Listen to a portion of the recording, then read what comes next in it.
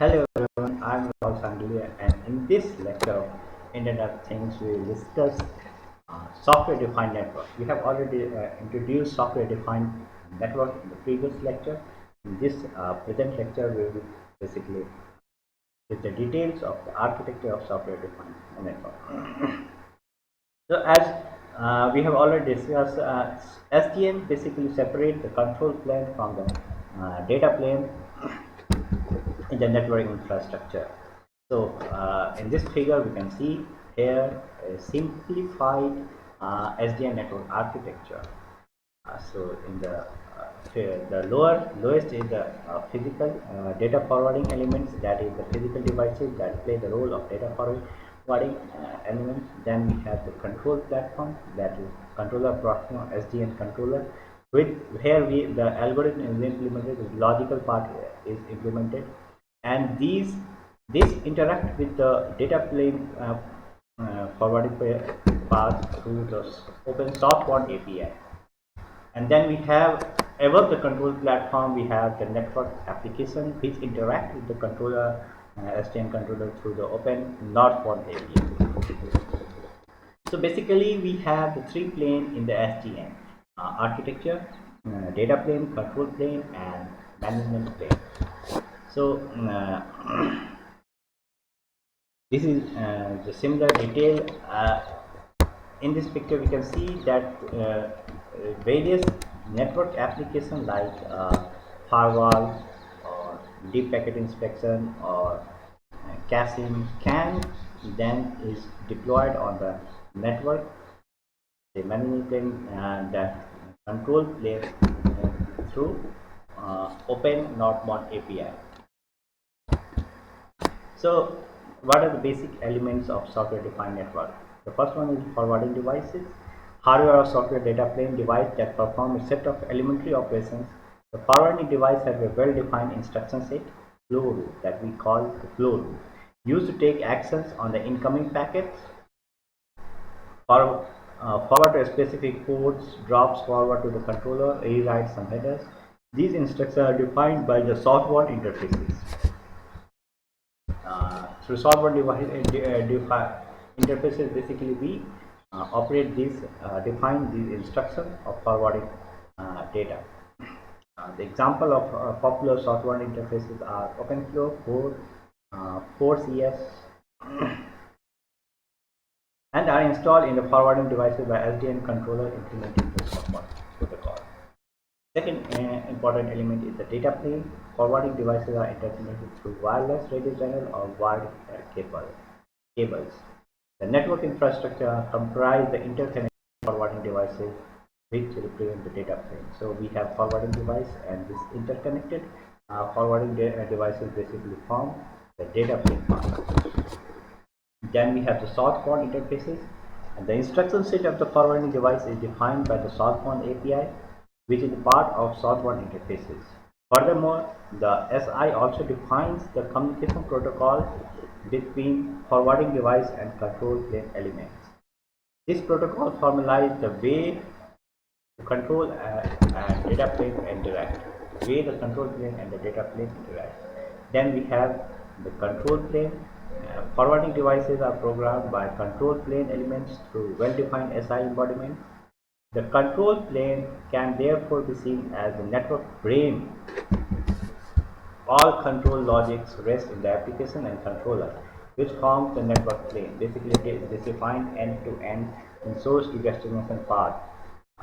The decision of the source to network destination path, the algorithm, the logic that we need to sort of that is basically implemented in the control plane, and therefore it is called the network plane of the infrastructure. Northbound interfaces (NI). The network operating system can offer an API to application developer. This API represents northbound interfaces, a common interface for developing applications. Typically, a northbound interfaces abstract the low-level instruction sets used by the southbound interfaces to program forwarding devices. And then we have the management plane. The management plane is a set of applications that leverage the function offered by northbound NI, that is northbound interfaces, to implement network control and operation logic. These include applications such as routing, firewalls, load balancer, monitoring, and so forth. Essentially, a management application defines the policies which are ultimately translated to short-form inter-specific instructions that program the behavior of the forwarding devices. So from the management application, we define, based on particular service, we define the policy. This is done at the management application, which is translated to the short-form specific instruction that programs behavior of forwarding devices through the control plane logic. SDN Layered Architecture. We can see we have 8 layers of SDN architecture, and SDN architecture can be depicted as the composition of different layers, which while some of them are always present in a SDN deployment, such as southbound API, network operating system, northbound API, and network application, other may present only in particular deployments, such as hypervisor, language-based virtualization. So in this basically diagram, we can see the 8 layer of the protocol, and some protocol like network infrastructure, southbound interfaces, northbound interfaces, say these are the compulsory layer, while other layer like network hypervisor or network operating systems are optional. They can be implemented, uh, or they are absent in some kind of they can be absent in other kind of network infrastructure. So basically debugging, testing, and simulation is done at each level. So we can compare the simple architecture with these 8 layers. We have data plane, control plane, and management plane. Data planes. In data planes, we have network infrastructure, and that network infrastructure consists of the forwarding devices and their interconnections, and the southbound interfaces that basically provide the interface to control these forwarding devices. Like example is the open flow. And then in the control plane, we have the 3 layers network hypervisor.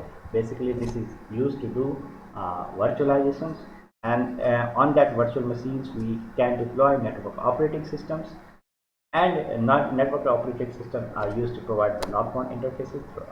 Then we have in the management plane, again, we have languages virtualization, programming language, and network applications. Basically, the language virtualization can interact with the northbound interfaces. So basically, on the right side, we can see the simple form of the architecture. In the lowest level, we have physical devices. In the middle layer, we have hypervisor and network operating system. And at the upper layer, we have different network applications like routing, access control, load balancing. So layer 1, infrastructure, and SDN infrastructure similarly to traditional networking, composed of set of networking equipments, switches, router, middle box, appliance. The difference is that those traditional physical devices are now simple forwarding elements without embedded control or software to take the autonomous decisions. Configuration and communication compatibility and interoperability among different data and control plane devices are ensured by a standard open interface like OpenFlow. OpenFlow, as I have pointed out, is an example of the southbound interfaces. Now, layer 2 is the southbound interfaces. Layer 1 consists of the infrastructure, that is the forwarding devices, their interconnections, and the API.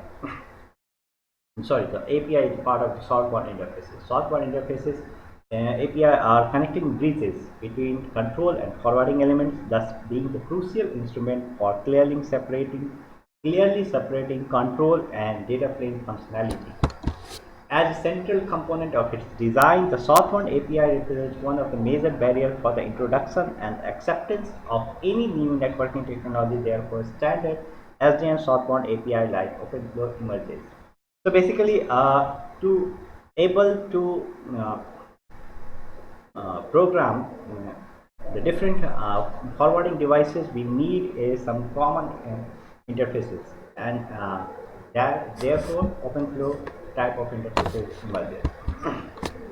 The OpenFlow protocol provides 3 information sources for the network operating system. First, the event-based messages are sent by the forwarding devices to the control where link or port change is triggered. Second, flow statistics are generated by forwarding devices and collected by the controller. Third, packet in message are sent forwarding devices to the controller when they do not know what to do with the new incoming flow, or because there is explicit send to controller action in matched entry of the flow table. The third layer is the network hypervisor. Hypervisor enables distinct virtual machines to share the same hardware resources. That is the use of basically hypervisor. The virtual machines can be easily migrated from one physical server to another and can be created or destroyed on demand, enabling the provisioning of elastic services with flexible and easy management. Unfortunately, virtualization has been only partially realized in practice. So virtualization is not present in every SDN. It is the optional layer. Then we have network operating system or controller, SDN controller. Network have so far been managed and configured using lower level device-specific instruction sets and most commonly proprietary network operating systems like Cisco iOS or Juniper June OS. But in SDN, we have a standard network operating system. SDN is promised to facilitate network management and ease the burden of the solving networking problem by means of logically centralized control offered by the network operating system. A crucial value of NOS to provide abstraction, essential services, and common application programming interfaces to developers. Generic functionality as network state and network topology information, generic discovery, and distribution network configuration can be provided as service of NOS. With NOS to define network policies, a developer no longer needs to care about the lower details of the data distribution among routing elements, for instance. Now, the fifth layer is the northbound interfaces. The northbound interfaces is mostly a software ecosystem, not a hardware one, as the case of the southbound APIs. Open and standard northbound interfaces are crucial to promote application portability and interoperability among the different control platforms. Because we have number of different services, they can be flexibility, attached or detached, can removed easily using these northbound interfaces. A northbound API can be compared to the POSIX standards in operating systems, representing an abstraction that guarantee programming language and controller dependency. Uh, then we have 6 as a language-based virtualization. Two essential characteristics of virtualization solutions are capability of expressing modularity and of allowing different level of abstraction, while still guaranteeing desired properties such as protection. Pyretic is an example of such language. Pyretic is basically a network programming language that offers this type of high-level abstraction of network topology. It incorporates this concept of abstraction by introducing network objects. These objects consist of abstract network topology and the sets of policy applied to it. Network objects simultaneously hide information and offer the required services. And then the seventh layer is the programming languages. In SDN, high-level application language can be designed and used to create higher-level abstraction for simplifying the task of providing forwarding devices, enable more productive and perform problem-focused environments for network software programmers, speeding up development and innovation, promote software modularizations and code reusability in network control plane, foster the development of network virtualizations. And at the topmost we have the network application. Network application can be seen as the network brains. They implement the control logic that will be translated into commands to be installed in the data plane, dictating the behavior of the forwarding devices. So